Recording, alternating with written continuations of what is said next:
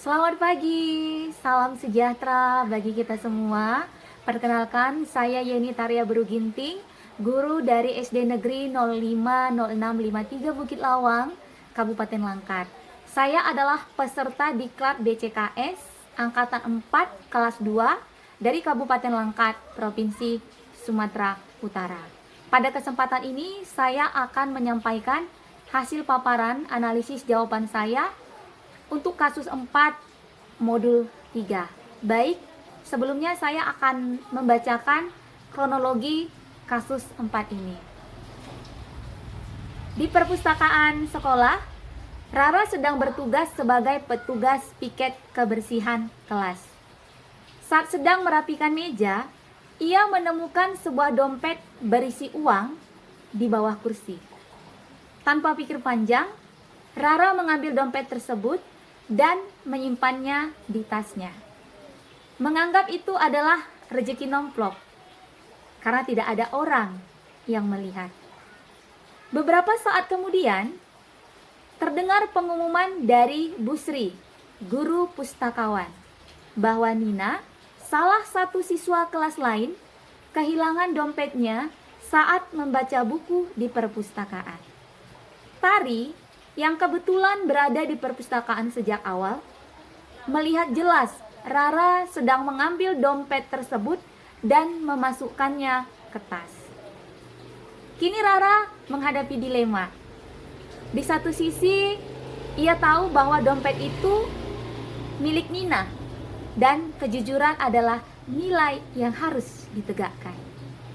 Di sisi lain, Rara adalah sahabat dekatnya yang sering menolongnya dalam mengerjakan tugas dan berbagi bekal setiap hari.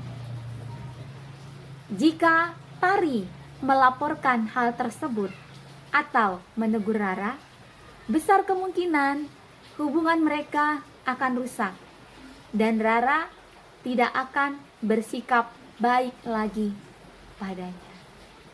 Pertanyaannya, bagaimana seharusnya Tari menyikapi situasi tersebut? Dan untuk menjawab pertanyaan ini, saya akan memaparkan hasil jawaban saya berdasarkan analisis 9 langkah pengambilan keputusan. Adapun langkah pertama yaitu apa saja nilai-nilai yang saling bertentangan dalam kasus 4. Nilai-nilai yang saling bertentangan dalam kasus 4 adalah kebenaran PS kesetiaan. Tari diperhadapkan pada pilihan untuk jujur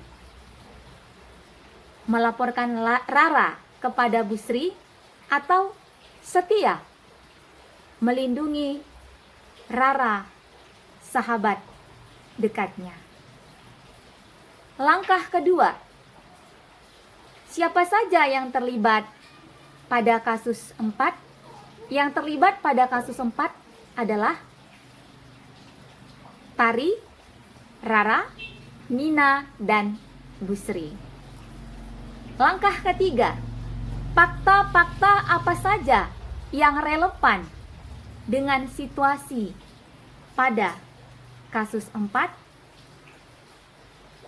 Fakta-fakta yang relevan dengan situasi pada kasus 4 ini yaitu Rara petugas piket kebersihan kelas. Rara menemukan dompet berisi uang di bawah kursi. Rara mengambil dompet tersebut dan memasukkannya ke tasnya. Tari melihat jelas saat Rara mengambil dompet dan memasukkan ke tas. Tari adalah sahabat Rara. Hanya Tari yang melihat kejadian itu. Rara sering menolong Tari untuk mengerjakan tugasnya dan berbagi bekal. Nina, pemilik dompet, dan melaporkan kehilangan kepada Bu Sri.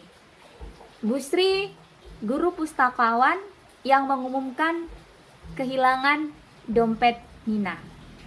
Tari mengetahui bahwa pemilik dompet itu adalah Nina. Langkah 4, pengujian benar atau salah yang mana bisa dilakukan?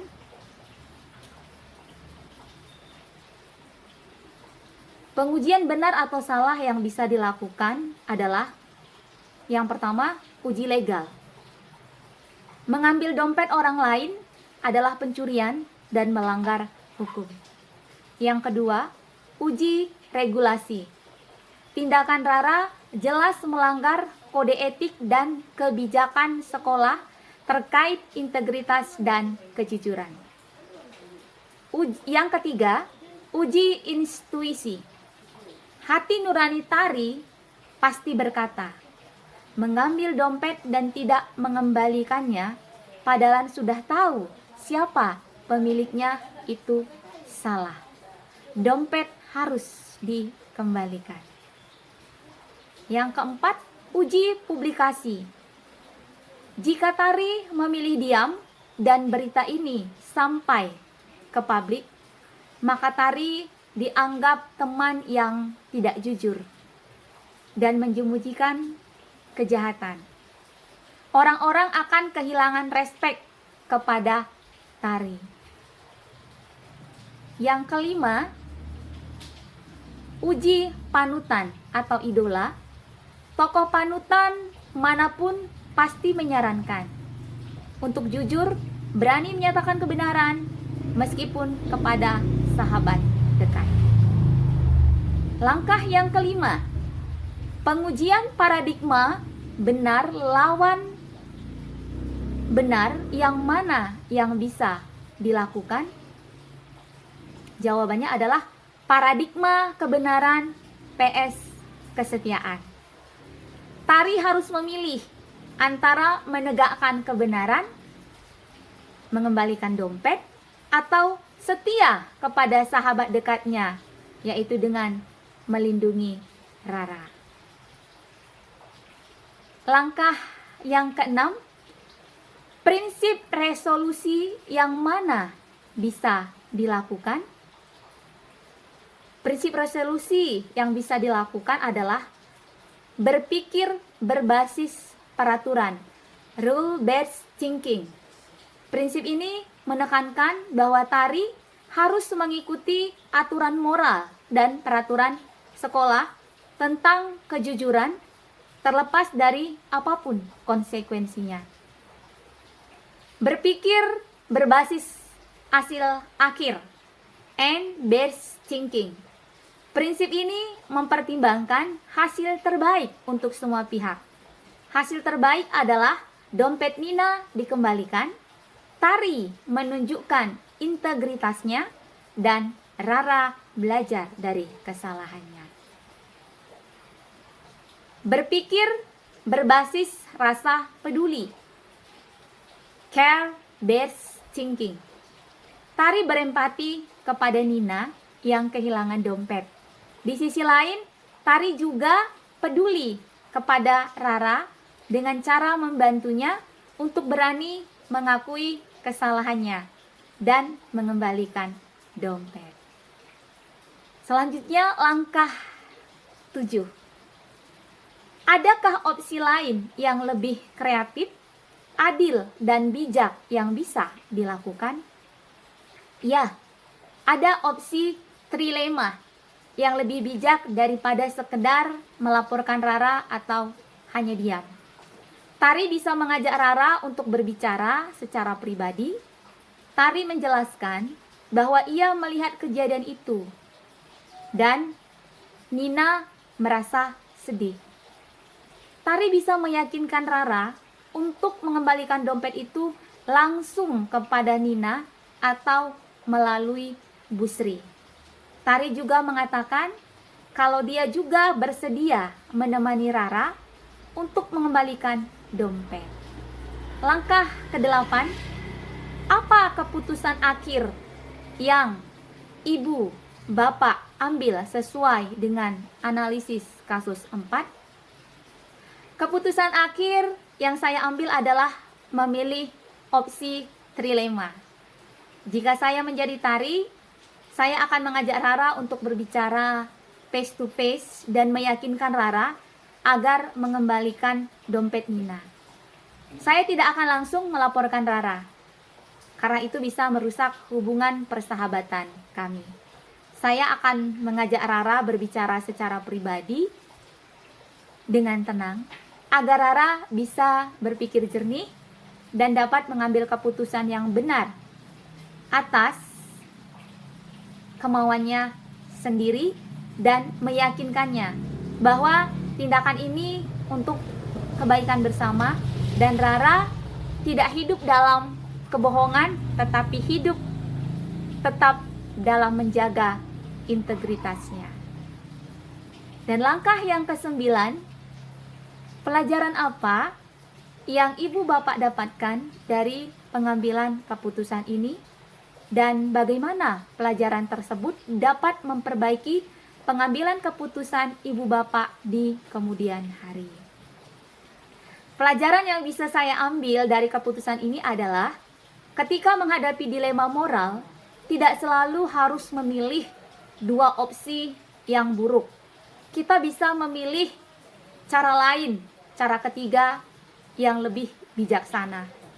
Saya belajar bahwa integritas adalah nilai yang harus ditegakkan, tetapi dengan cara yang bijaksana. Tujuannya bukan untuk menghukum, tetapi untuk membantu orang lain tumbuh dan belajar dari kesalahannya. Komunikasi empatik sangat penting.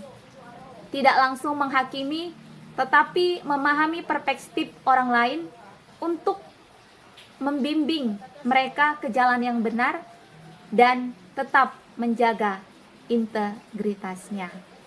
Pelajaran ini akan memperbaiki pengambilan keputusan saya di kemudian hari, bahwa dalam hal pengambilan keputusan bukan hanya mengambil solusi yang adil, tetapi juga penuh rasa empati dan kreatif.